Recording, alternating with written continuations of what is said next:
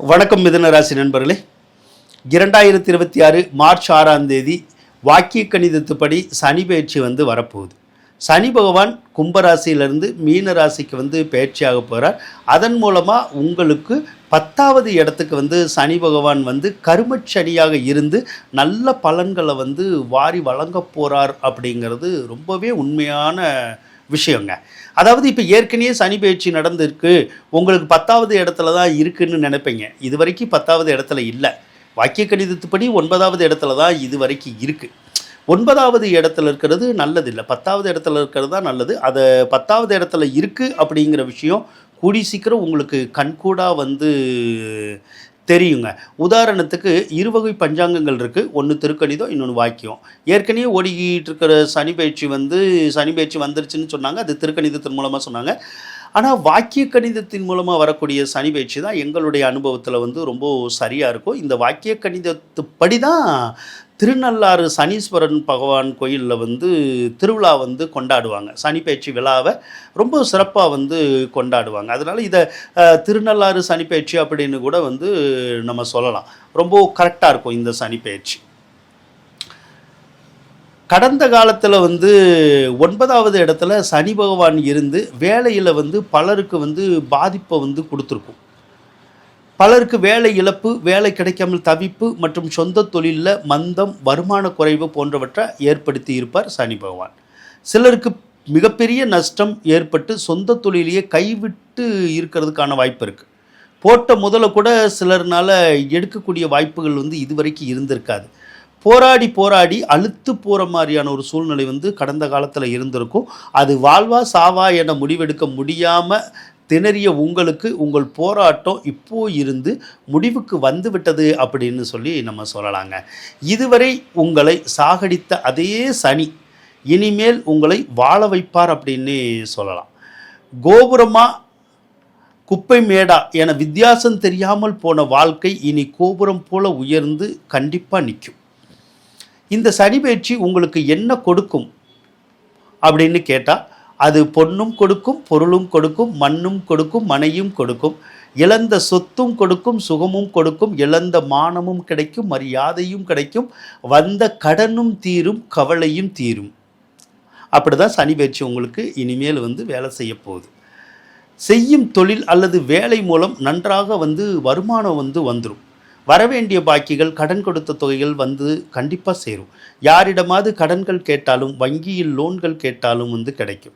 சிலருக்கு சொத்துக்கள் மூலம் வருமானமும், சொத்துக்கள் விற்பதால் பணவரவும் ஏற்படும். எப்போதுமே பொருளாதார கஷ்டத்தில் இருப்பவர்களுக்கு இனிமேல் பொருளாதார கஷ்டங்கள் நீங்கும். செல்வமும் செல்வாக்கியமும் கண்டிப்பாகவே உங்களுக்கு கிடைக்க போகுதுங்க. கடன்கள் அப்படின்னு எடுத்துக்கிட்டிங்கன்னா, தொழில் சிறப்பாக இருக்கும், வேலை சிறப்பாக இருக்கும் என்பதால் வருமானம் கூடும். அதன் மூலமாக கடன் காட்சிகள் நல்லாவே தீரும். கடன் தொந்தரவுகள் கண்டிப்பாக குறையும். அதனால் நிம்மதி ஏற்படுறதுக்குடைய ஒரு வாய்ப்புகள் இருக்குது. வேலைன்னு எடுத்துக்கிட்டால் எந்த ஒரு வேலையும் கிடைக்காமல் இருக்கும் சிலருக்கு தனியார் துறையில் கண்டிப்பாக வேலை கிடைக்கும். வேலையில் இருந்து கொண்டு பதவி உயர்வு மற்றும் சம்பள உயர்வுக்காக காத்திருப்போருக்கு நீங்கள் விரும்பியபடி பதவி உயர்வோ அல்லது சம்பள உயர்வோ கிடைக்கும். சிலருக்கு அரசாங்க உத்தியோகம் கூட கிடைக்கிறது கூடிய ஒரு அமைப்புகள்லாம் கூட இந்த சனி பயிற்சியில் இருக்குது. அதே மாதிரி தினக்கூலிகள் அப்படின்னு சொல்லுவோம். இப்போ நம்ம நாட்டில் பார்த்திங்கன்னா அன்றாட வேலை செய்கிறவங்க தான், கூலி வாங்குறவங்க தான் அதிக பேர் இருக்காங்க. அவங்களுக்கெல்லாம் நல்ல வேலை கிடைக்கும் இனிமேல். அதே மாதிரி நல்ல வருமானம் இருக்கும், நல்ல முன்னேற்றமும் இருக்குங்க. இப்போ சொந்த தொழில் அப்படின்னு எடுத்துக்கிட்டிங்கன்னா, சிலர் சுய தொழில் செஞ்சுக்கிட்டு இருப்பாங்க. தொழில் செய்கிறதுல உள்ள சிரமங்கள் இனிமேல் விலகிரும். இது வரைக்கும் உங்களுக்கு நிறைய சிரமங்கள் இருந்திருக்கும், ஆனால் இனிமேல் விலகிரும். தொழில் சிறப்பாக முன்னேற்றம் பெறும். தொழில் மூலம் வருமானமும் பெருகும்.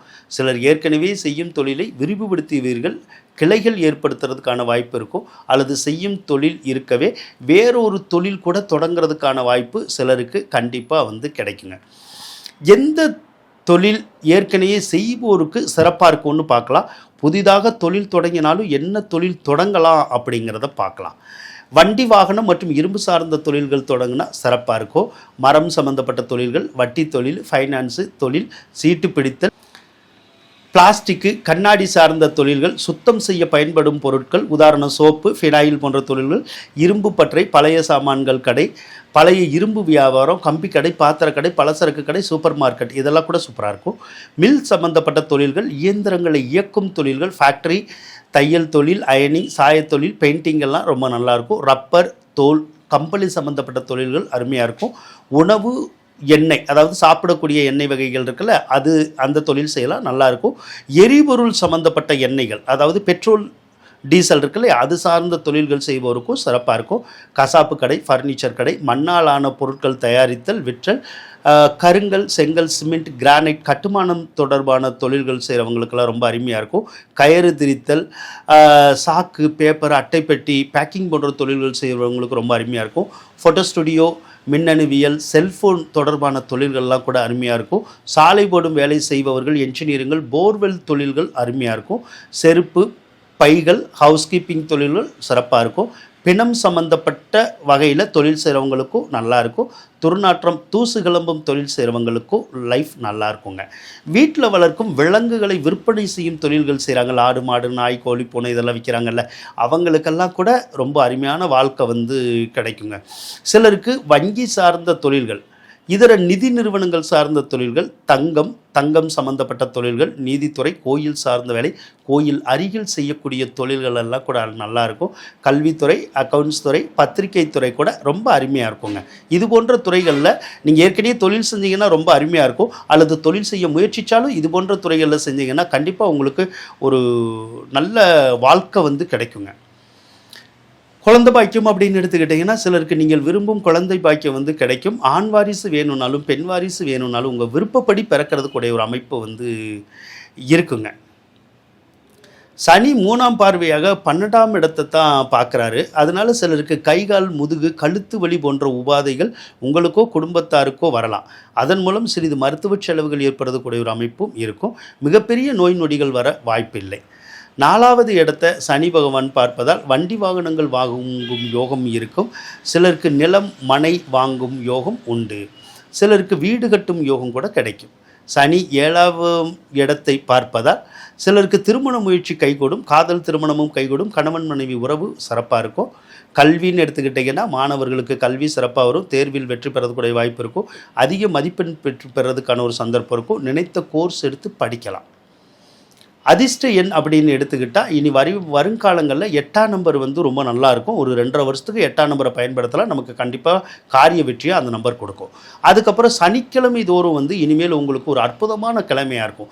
எந்த வேலை செஞ்சாலும், என்ன முக்கியமான காரியம் செஞ்சாலும் அது சனிக்கிழமை செஞ்சீங்கன்னா கண்டிப்பாக அது நன்மை தரக்கூடிய நாளாக உங்களுக்கு அமையும். மகிழ்ச்சி தரக்கூடிய ஒரு நாளாகவும் உங்களுக்கு இருக்குங்க. வாழ்த்துக்கள் நண்பர்களே.